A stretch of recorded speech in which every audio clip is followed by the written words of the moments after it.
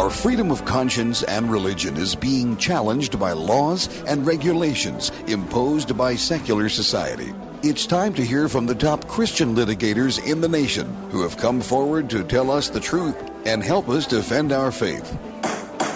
Hear ye, hear ye. All rise. Faith on Trial with Defender of the Faith, Deacon Mike Mano, is in session.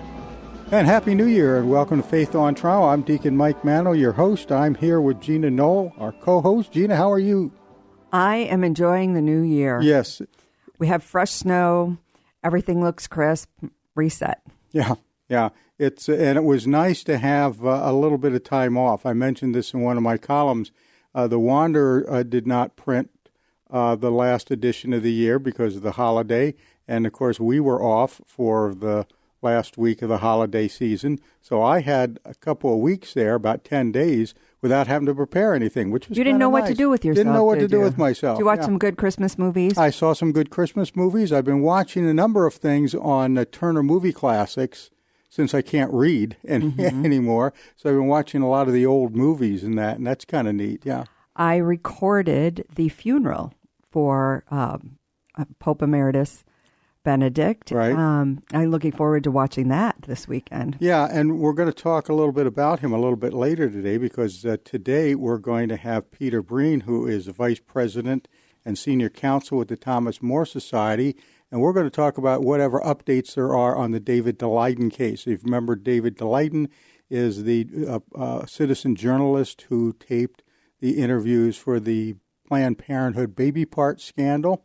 And he got himself into an awful lot of trouble from the liberals out in California, including Kamala Harris, who have charged him with criminal violations for that. And so they're defending him. We'll find out a little bit more about what's going on there. And then we're going to talk with him a little bit about how the Department of Justice is attacking now pro-lifers. Oh, I heard another story this week, I think, about a woman who was peacefully praying and got arrested. That's right, and that was over in England. Yeah, see, it's not that wasn't here. Even here in the United States. It's all over. Mm-hmm. And then we're going to have, after Peter, we're going to have Erika Ahern, who's from Catholic Vote. She's a writer there. She's big on Catholic homeschooling, so she's going to be able to talk a little bit about that. But she's going to talk about the legacy of Benedict XVI. Well, good. She wrote a good article about. She wrote a couple of good articles that are available on the Catholic Vote website. She did a good job of tying it to what we talk about in terms of preserving our ability to practice our faith in the United States. And I had no idea that Pope Benedict was so involved in those issues. Yes, and around the world, really, but relevant to a lot of what we talk about here on this program. Right, and if you're listening and sitting by your computer, you can find those articles at CatholicVote.org. Right, you just search her name and you can come right. Erika Ahern, right? Yeah, so that'll be later. Talked to her yesterday. She sounds like a delightful person to talk to. And she sounds like somebody we may have back a couple of times. Well, she is very familiar with the issues we work with. And it was my wife who found her. I got to give credit where credit is due. Really, we should put her on payroll. Leanne Mano has been an entirely great researcher for our program. Yeah, she gets on her computer there and finds things that I can't find. Because when I couldn't find, because I read the articles, or saw the articles and had her read them to me. But I wanted to get her on the program, and she tracked her down for me. Well, we would be lost without Mrs. Mano, so. I would be anyway. Big thank you to her today. All right, yes, thank you, Luann. She's out there running errands, and I think she's getting more cat food for Gilligan. She's your chauffeur, we should tell. She's my chauffeur. Not only our show she's researcher. My eyes.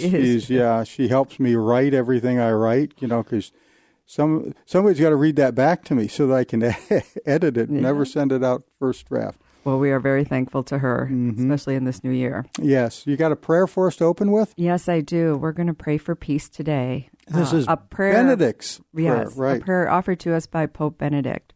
In the name of the Father, and the Son, and the Holy Spirit, amen. God of peace, bring your peace to our violent world, peace in the hearts of all men and women, and peace among the nations of this earth. Turn to your way of love those whose hearts and minds are consumed with hatred. Strengthen us in hope, and give us the wisdom and courage to work tirelessly for a world where true peace and love reign among nations and in the hearts of all. Amen. Amen. Thank you very much, Gina. We will be right back after these messages with Peter Breen from the Thomas More Society. You're listening to Faith on Trial on Iowa Catholic Radio Network.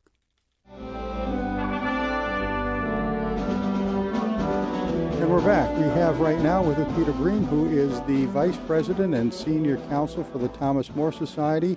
And they are involved at the St. Thomas More. People are involved in almost anything legal that's going on these days. One of them has to deal with Daleiden, which we want to talk to Peter about, and then also about the DOJ crackdown on pro-life activities. So, Peter, how are you this morning? Hey, I'm doing great. How are you guys? Just fine. Good. Just fine. Happy New Year to you. Yeah, Happy New Year to you. Hope everything is going well. We know you've got your hands full up there at the Thomas More Society doing so many different things. I know we've had somebody on here not too long ago about your election integrity program, which sounds like we want to talk more about that at some future date. But let's talk about David Daleiden and the DOJ right now. You can pick them up in either order. Sure. So what we were doing right now, we have just been in a hearing with the judge in the Mark Houck case. And folks may remember him because he is the Catholic dad of 7, men's ministry leader who had 25 federal agents on his lawn, arresting him before he could finish his morning coffee in front of his very frightened family. Armed guns agents, drawn, we should say. Heavily armed. Yes. So the long guns, ballistic shields, battering rams, the whole 9 yards. And so that is, Mark is going to trial on January 24th in Philadelphia. We've got 11 years in the federal penitentiary on the line, and the DOJ has charged him, we would say, in an absolute abuse of authority. They have charged him for federal felonies based on an alleged simple assault that occurred as an altercation on the sidewalk outside of the main Planned Parenthood in Philadelphia. Now, at the time, he was what, a sidewalk counselor out there, or silently praying, or something like that? Right. So Mark was there with his then 12-year-old son. He weekly will sidewalk counsel and pray outside of that clinic, and he has a regular scheduled shift. And they've charged him with 2 counts. And in one of the counts, and there are a variety of factors, what have you. But just very simply, the first count, Mark was walking with 2 people that had left that clinic. They were across the street 100 feet away from the entrance, and they were next to the Crisis Pregnancy Center, which is just a little bit away. Well, an abortion escort makes a beeline to them, plants himself in front of Mark. Mark bumps into him. He's trying to continue his conversation. The federal government says that's a violation of the Freedom of Access to Clinic Entrances Act, because apparently the abortion escort has full rights to do anything he wants on the sidewalk, whereas our folks, we're considered protesters and we aren't legitimately out there. Right. So that was that's a chilling charge for anybody who does sidewalk counseling. Occasionally you get a very aggressive abortion escort, and there can be physical contact as you're trying to jostle to try to reach out to women who are in need of help. The second charge, so this is the second one. So that happened a few minutes later. Mark was away from the entrance. He's down about 50 feet away from the entrance of this Planned Parenthood. He's standing with his son. This aggressive abortion escort leaves his post at the front of the clinic, no patients around, walks up the sidewalk, plants himself next to Mark's son, and starts jawing with him. And this is an offensive, vile sort of character, this abortion escort. He regularly uses extreme profanity, is very sexually explicit in his talk. And Mark tells the guy to get away from my son. And the guy starts to walk away. Then he turns around, contact is made, and the gentleman ends up on the ground. So that is the sort of thing you look at. The federal government wants to put Mark in a federal penitentiary for 10 years based on that interaction. Well, my understanding was that the matter was dealt with in city court, Philadelphia City or County Court, and those charges were all dismissed. In fact, yes, this gentleman named Bruce Love, the abortion escort, he filed a private criminal complaint. Prosecution was commenced. Repeatedly, the case is called for trial. Mark's there with his lawyer and other supportive pro-life folks. Case is called for trial. Bruce Love doesn't show up. Well, continue. Well, case is called for trial again. Well, this time the judge, the lawyer says, "Hey, Judge, we're ready for trial. This thing has to be tried next time." Judge says, "Okay, one more continuance." Third time they come back, still not there. No, Bruce Love makes everybody else show up for court, ready for trial. He doesn't show up. At that point, the judge has enough, throws the case out. And on one of these instances, when Mark and some of the other folks had gone over to the abortion clinic afterwards to go and pray and counsel, Love, the guy who forced them to be in court, was there and taunted them for having gone to court that morning. This is not this character that has brought these charges, that has pushed the DOJ and apparently convinced them to bring these charges. Because he is not exactly an upstanding citizen, not a great character as these things goes. But it's just the problem is, more broadly, we have never had a sidewalk counselor in a situation like this where it was a mutual argument, where you've got a very nasty, aggressive abortion escort. You've just never had a sidewalk counselor criminally charged by the Department of Justice with years in a federal penitentiary on the line. It's never happened. And so it's a step, much less sending 25 federal agents heavily armed to the man's front door. I mean, my goodness, with 7 little kids, what if one of them had run out with a toy gun? What if just anything could have happened? And so the treatment here, the tack taken by the Department of Justice to bring these charges, the way that they raided his home to arrest him, all of it has just sent a chill. Yeah, and this isn't a singular thing. There's been others that have been arrested pretty much in the same way. Now, some time ago, I think it was back maybe in October, November, Vantia Gupta, I think that's how you pronounce her name, who's an assistant attorney general, U.S. Attorney General, indicated that the Department of Justice was stepping up those prosecutions because Roe was overturned. Right. And Joe Biden himself had come out and said, we're going to do anything we can to protect abortion clinics. And so they're not doing anything to protect the crisis pregnancy centers. How many? We've got a couple of hundred of those that have been attacked. No arrests. Right. I mean, I think we're closing in on 200, and that is pro-life churches, pro-life pregnancy centers since the Dobbs text was released. So this is less than a year, almost 200 attacks, violent attacks on our centers and our people, and nothing has been done. And an attempted assassination of a justice. Right. It goes along with it, yeah. Right. And it just so we've raised all of these issues with the court. We've moved to dismiss this as unconstitutional because it's clear to us, and I think clear based on the facts, that the DOJ could have charged the other guy, this Bruce Love character. They could have charged him for a FACE Act violation for stopping Mark from being able to counsel folks who may be potential patrons of the pregnancy center. But of course, you don't see any of that in the indictment. They won't even call Mark a counselor. They're calling him a protester. Mm-hmm. And it's just very very dismissive from the Department of Justice. They actually interviewed twice another pro-life witness who was there, saw the whole thing, didn't put him in front of the grand jury.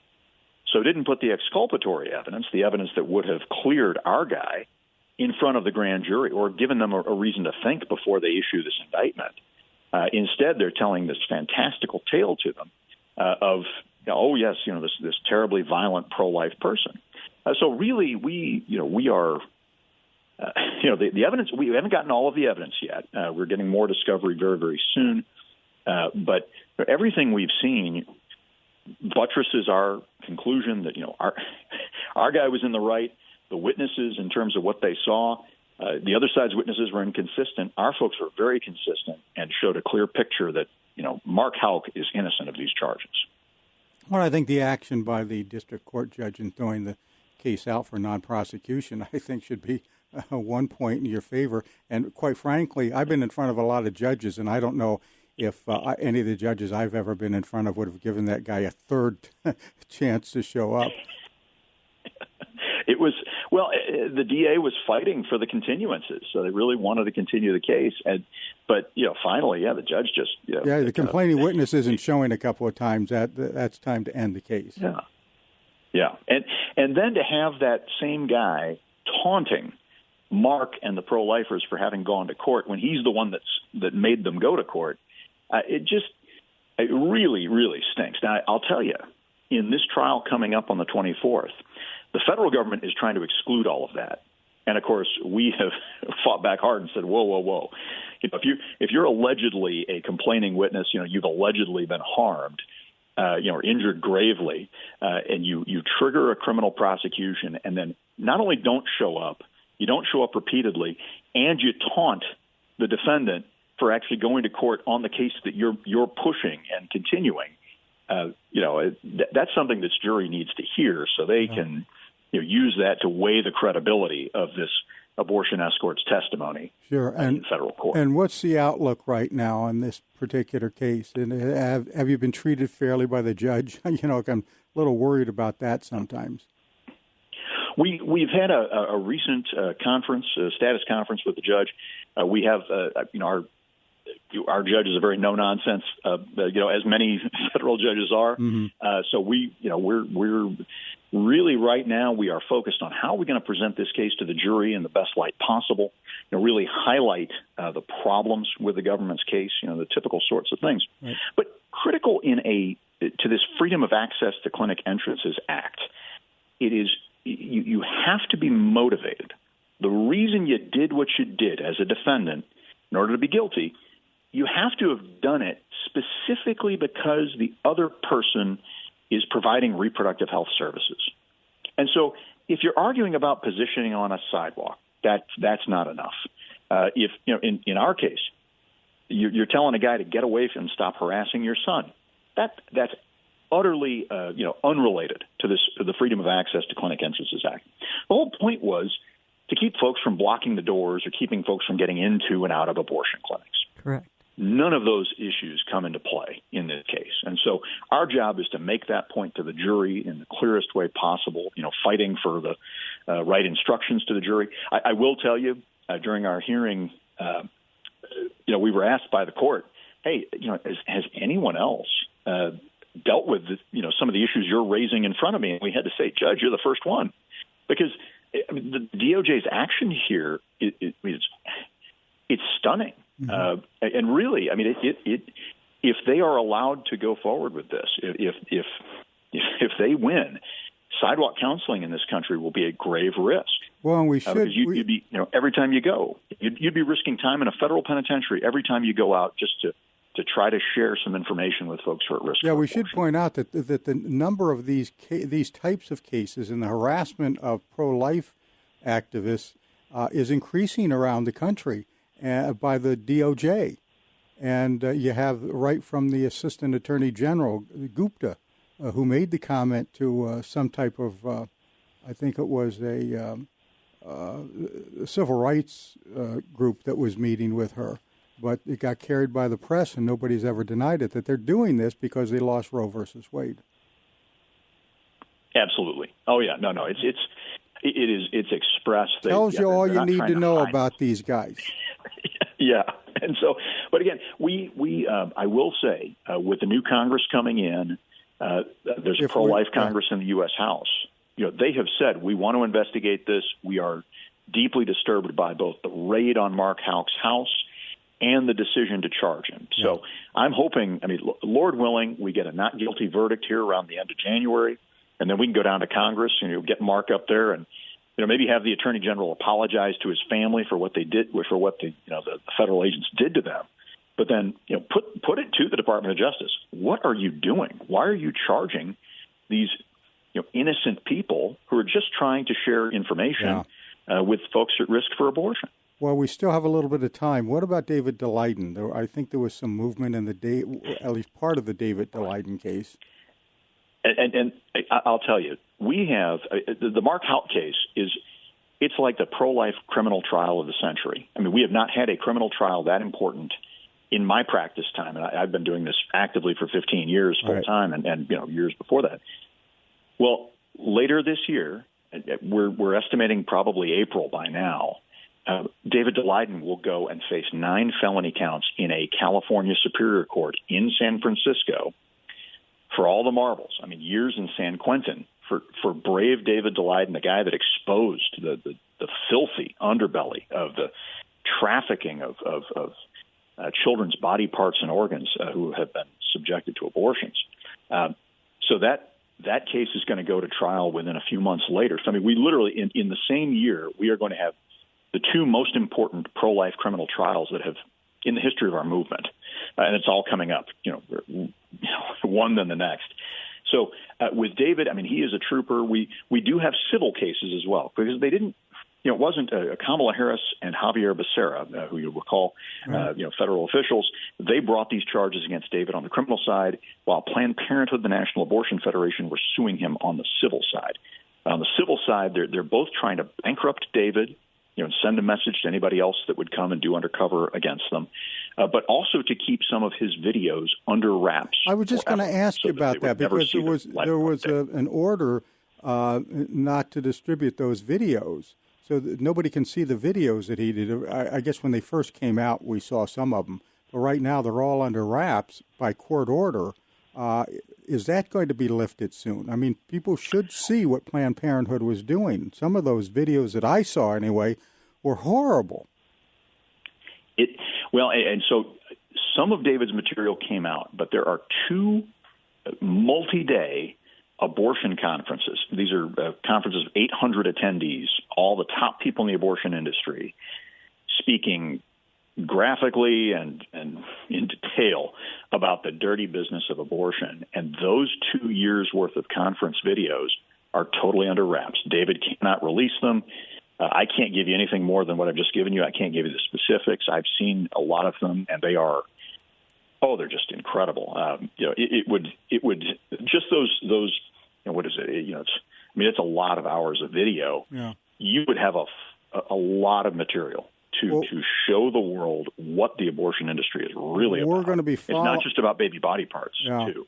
We're going to be following this, and we're going to keep tabs on both these cases, and we'll probably want to have you back as this thing rolls out, because you're right, these are 2 of the most important things on the pro-life side that we've seen in a long time. Well, and please be praying for Mark Houck, for David Daleiden, and for our attorneys who are serving them both, because it's going to be a very busy few months and a lot of stress on them. One thing before you go, your website is I had it written here, thomasmore.org. Well, Thomas More Society. Society.org. So Thomas More Society. So people can follow what's going on by checking that website, and there's also a place there to make a donation, because what you are doing is pro bono.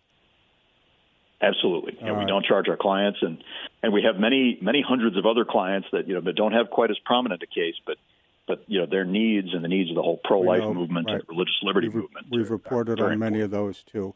Thank you for what you're doing, Peter. God bless you, and we will talk to you later. Great to talk to you guys. God bless. Take care. And that's it for right now. We'll be back after these messages. You're listening to Faith on Trial on the Iowa Catholic Radio Network. And we are back. Right now we have with us Erika Ahern, who is a Catholic Vote writer. She writes for Catholic Vote, where you can find her works at catholicvote.org. And she's written a couple of nice articles on the late Benedict XVI and what he means to us and what his legacy is for the world and especially for America. And Erika, welcome to our program this morning. Thank you so much for having me. Certainly, and we're happy to have you. And I also found out as we were looking for you, and my wife was digging real hard in her computer, that you also are involved in Catholic homeschooling. And you have a lot of materials on that on your website. And we want to talk about that before we let you go. But we do want to talk a little bit about these articles that you wrote about Benedict the 16th. And you can take them up in any order you want. But what is the what is the big shadow that he is leaving over the world and over the United States? Sure. Well, it's such a pleasure and honor, really, to be able to write about this great man who was our Pope for 8 years. And the two pieces that I wrote for Catholic Vote for the Loop, which is our daily news digest, and I would encourage all your listeners to check that out. You can go to CatholicVote.org. Gina and I get it every day. Hey, that's awesome. It's so helpful. That's how we found out about you. He can't keep you hidden if he's putting you out on the internet. Everything's out there. That's right. So the two pieces I wrote, the first was just to look at kind of the six big picture legacies that Benedict the 16th has left to the church. And of course, coming off of the papacy of John Paul II, the great saint, 8 years for Benedict seemed very short, right? John Paul had one of the longest. He had the longest, right? Of the church, the longest. And but Benedict, in the 8 short years he had in the chair of Peter, made some real contributions to not only the church but to the whole world. And I think among all the world leaders at the time of his reign, he stood out as someone who was recalling the world, and in particularly the first world in the West, back to a sense of the presence of God. And he really was convicted. He was born in the 1920s in Germany. He experienced firsthand these totalitarian, authoritarian, atheistic regimes that just devastated Europe and the whole world, really. And like John Paul II, he experienced World War II and the rise of communism. And his reaction to living through this was, we have to regain our sense of the transcendent and that there is a God. Because, even in a society like ours in the last 20, 30 years, people might still think, well, we're basically a Christian society. We have these sort of Christian sentiments. We have Easter and Christmas and all that. But for all intents and purposes, Benedict told us that we have a society that's embracing what he called a practical atheism, that there really were no restrictions left on what humans are willing to do, and the morality had really, we've lost our sense of the transcendent purpose and worth of our lives and the purpose of living good lives. But he also had a confidence in the power of truth to bring us back from that, to bring us back from sort of the precipice of the dictatorship of relativism, was what he called it, that we're kind of in this slavery to our own subjective desires and, my truth, your truth, whatever makes you happy, go do it. We see that a lot right now in our society with the trans industry, et cetera. But he had this beautiful confidence that the beauty and the truth and the goodness of God has a power all its own that transcends any violence, it transcends any fallen desires of the human person, and could bring us back to live lives of true fulfillment and true freedom and happiness.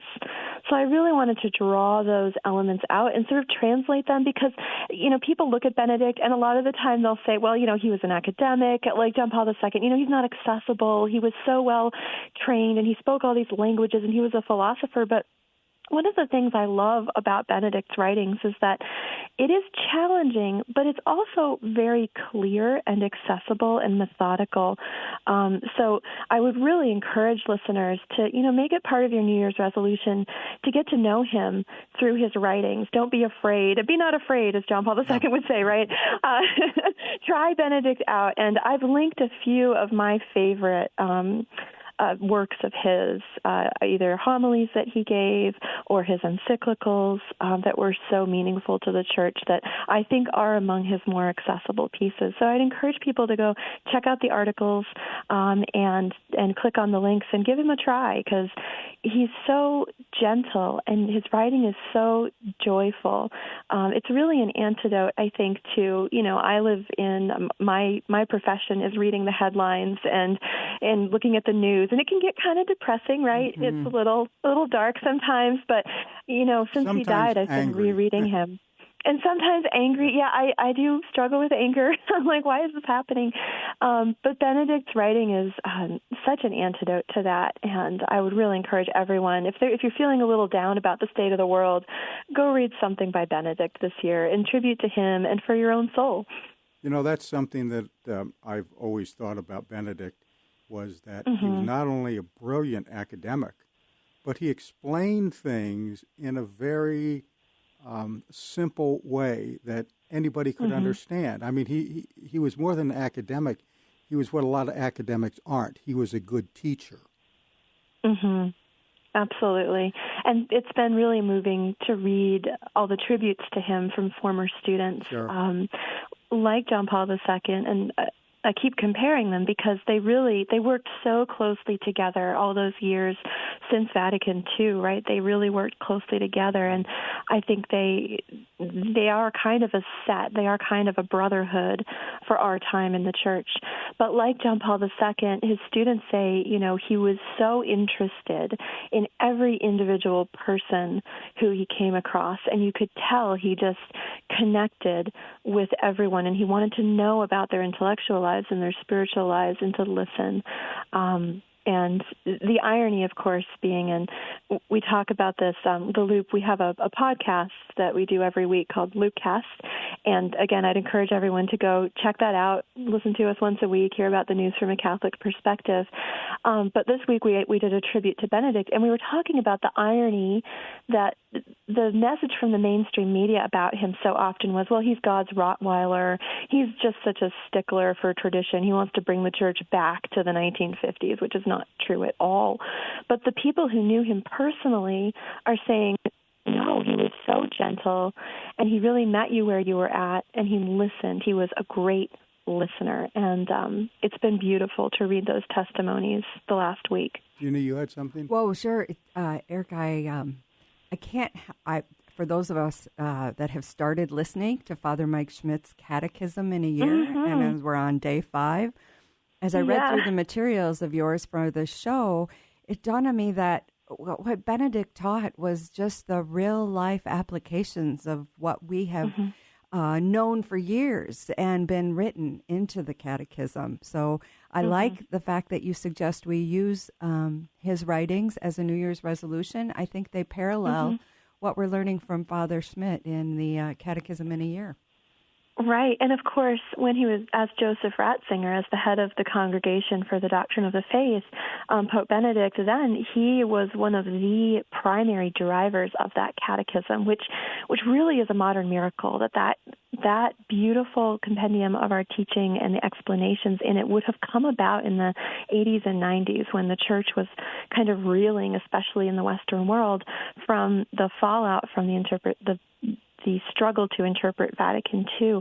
But Ratzinger and John Paul II working so closely together to bring us this catechism. And how beautiful, what a beautiful sign from our Lord that Benedict would pass on New Year's Eve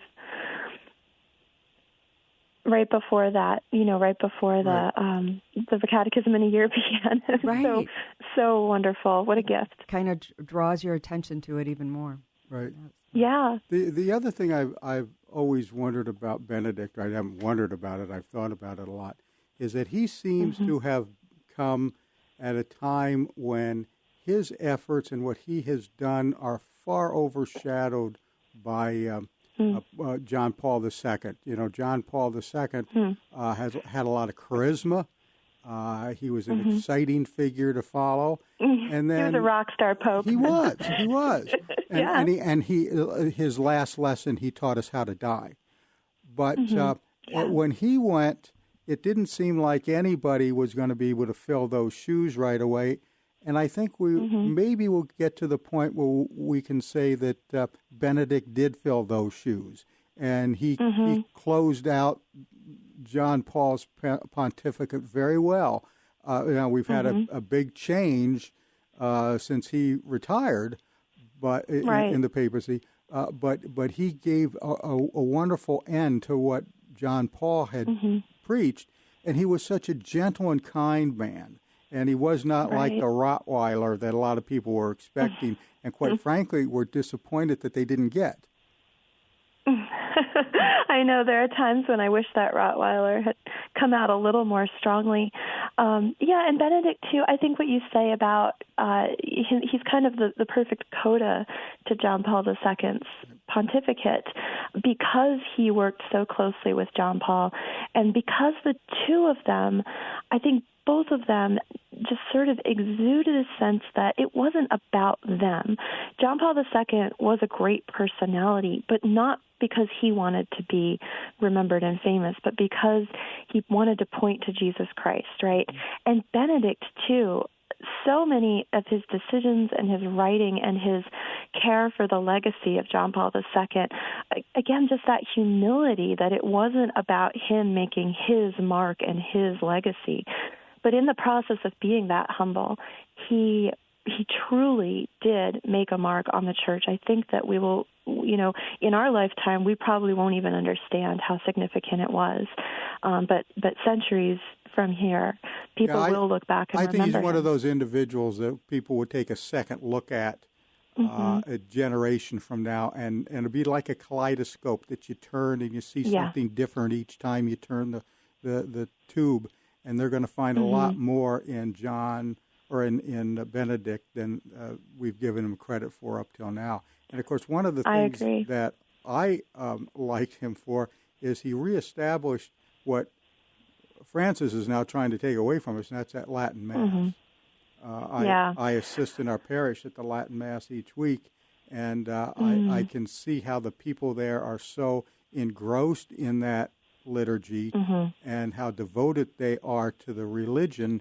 And this is, after all, the Mass that we've had for 2,000 years, and God only knows why it went away, but I can understand people wanting an English version. That's fine. But that Latin version is so religious. It is hard to articulate what the music, the sounds, the sights, the incense, and all of that. It says that this is really worship of God. Yeah, and I think for me personally, of all his writings, I think the one that most changed my view. I was a convert in high school, but working my way through understanding the church through college and now up till now. And that's why you're so good at this. Converts make the best. Well, they're well read and God be praised. They understand it. Yes, and passionate. Oh man, so like so a former into this beautiful smoker. Passionate. Been to the dark side and back. That's right. Yeah. But the Spirit of the Liturgy, his 2000 book, and I think that, in that book in particular, he really articulates the need to rediscover the sense of the transcendent in the Mass, and his profound insight that liturgy is not something that springs from our own human creativity and creation. It's not an expression of ourselves. Real liturgy is when we adapt to how God has revealed how to worship him, right? And I think Benedict kind of flipped that, what had become the sort of MO of the Novus Ordo parishes, especially in America and Western Europe, that, we as a community express our appreciation of God and ourselves. We have to rediscover that it's not that at all. It's the flip. It's God revealing himself to us in the prayers from the tradition and the magisterium, and this organic growth of discovering what that means. And of course, one of his other, highlights of his pontificate was welcoming the Anglican Church, the members of the Anglican Church who wanted to rejoin Rome after almost over 500 years. Yeah, that was right. That was interesting. What a moment, I was at the ordination. I was on the altar as a deacon for the ordination of one Oh, wow. of the Anglican priests that became a Catholic priest. Yeah. Oh my gosh, what a gift again! And that sense that the Anglican rite, which goes back to the time of Henry VIII, right? Mm-hmm. That rite, much like the extraordinary form of the Mass, it could inform and reawaken something in the Novus Order that had been completely lost in many while parts we're of the mentioning world. that, we had in our parish one of our Mm-hmm. assisting priests was a former Anglican priest. He had converted a different way, the old personal prelature that they did before, and he was originally converted in San Francisco, of all places to convert to Catholicism, San Francisco. Wow, yeah. And when he retired, he moved here, he and his wife, because they have a daughter in the area. And so he offered himself to the diocese, and he ended up at our parish, and I got to know him very, very well. And and so I've had a lot of dealings with Anglicans, and they're pretty good people. Despite being Anglicans, they're great people. Yeah. Mm-hmm. All right, we've got a couple of minutes left. Tell us about your kind of, I don't want to call it your side hustle here, but your homeschooling, Catholic homeschooling, and what you have on your website and everything. Sure. So I've been involved before I was hired by Catholic Vote. I was involved in the classical education movement for many years. My husband and I have been blessed with 6 children. We've homeschooled them all the way through in various sort of configurations. For many years, we were part of a hybrid university model academy where we homeschooled 3 days a week. And we're at classes 2 days a week, and now we've been straight homeschooling, and I worked for many years as the director of curriculum for that. It's a nationwide network of classical academies.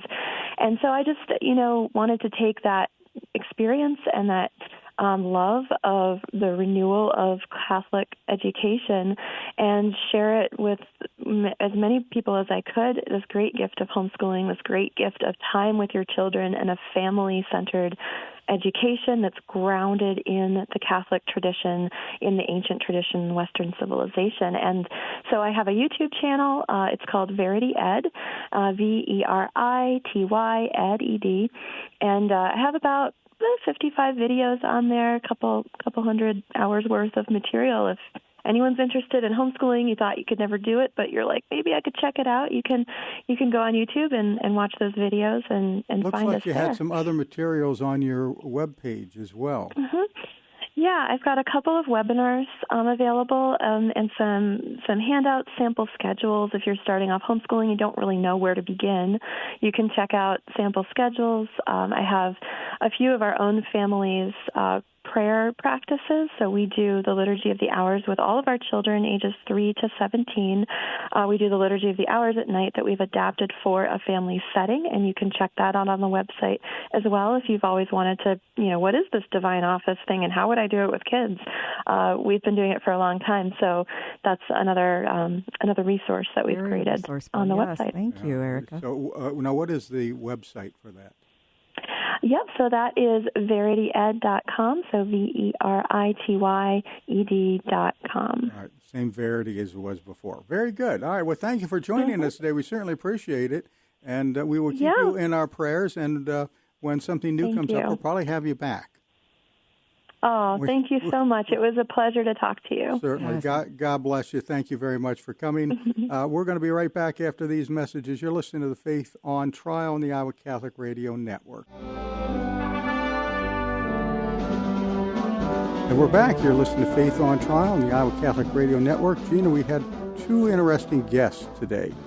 It's nice to be back to an hour, by the way. Yes. Well, we're going to really cover a lot of material with this new format, and I'm glad for it because, unfortunately, there's no end to the numbers of stories that we can follow. When Mike Peters was the station manager here, and we were talking about doing this program, and the way it came up is I would appear in the morning program a couple of times with some legal updates. And he asked me, he said, can you keep this thing going more than a month or 2? I said, believe me, there's enough stuff out there that we can keep it going almost forever. Okay. Well, and I feel like it's getting worse. It is. It is. Especially with this new administration. God save us from what they are doing. It feels like to me in all aspects of our culture, those persons who practice their faith are under attack, and looking to be silenced. That seems to be the lead of it. Yeah. It was good today to get an update on the David Daleiden case and the Mark Helk case out of Philadelphia, right? Philadelphia. Mark was the city of sidewalk brotherly counselor. Love. Yeah, they might have to change their motto. I hadn't realized that case was coming up so quickly. So, God bless the Thomas More Society for really following these cases and defending these individuals. So this year will be very interesting. And they have an interesting website too, thomasmoresociety.org. You can keep up with all the stuff that they're doing, and my goodness, they do a lot of stuff. They're all over, and they handle a lot of different things, including the new election integrity project that they have, which is very interesting. Yeah, and you know what else is surprising? Well, maybe it shouldn't be to me, but the David Daleiden's prosecution has been going on for 6 years now? Longer than that, I think. Yeah. And we have such limited time. I didn't have a chance to find out if the abortion centers or the people who he recorded were ever prosecuted for their crimes, because clearly what they were doing was criminal. There is a thing in the California law that you're not allowed to tape or do things like he did, except, and here's the exception, when you're reporting on criminal activity.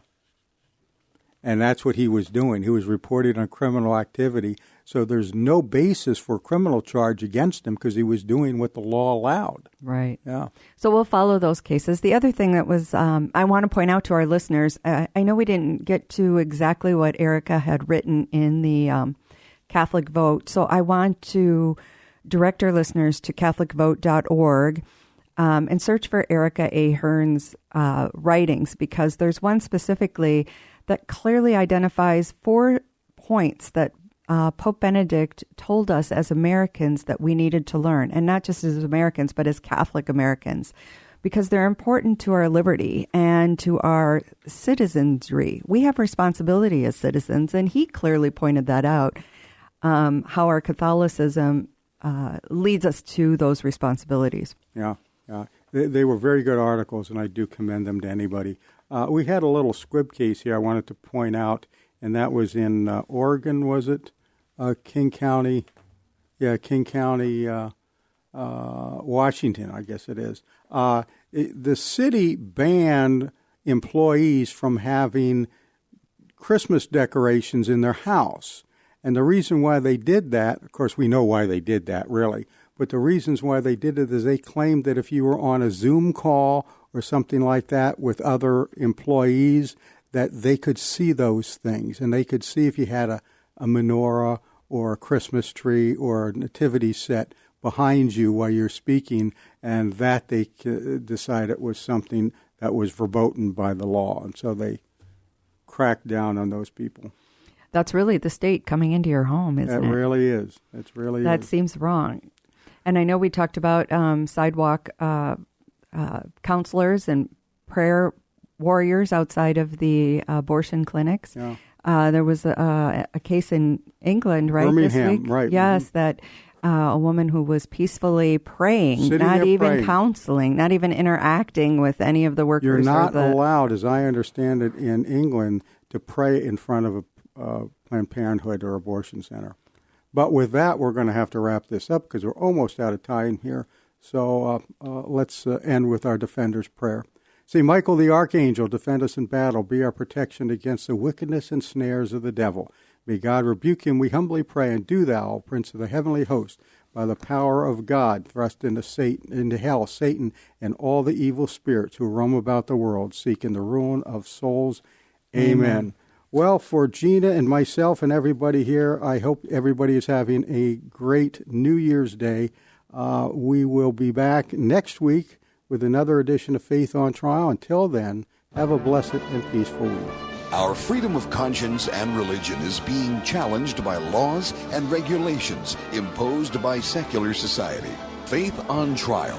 with Defender of the Faith, Deacon Mike Mano. Faith on Trial on Iowa Catholic Radio, iowacatholicradio.com, and the Iowa Catholic Radio app.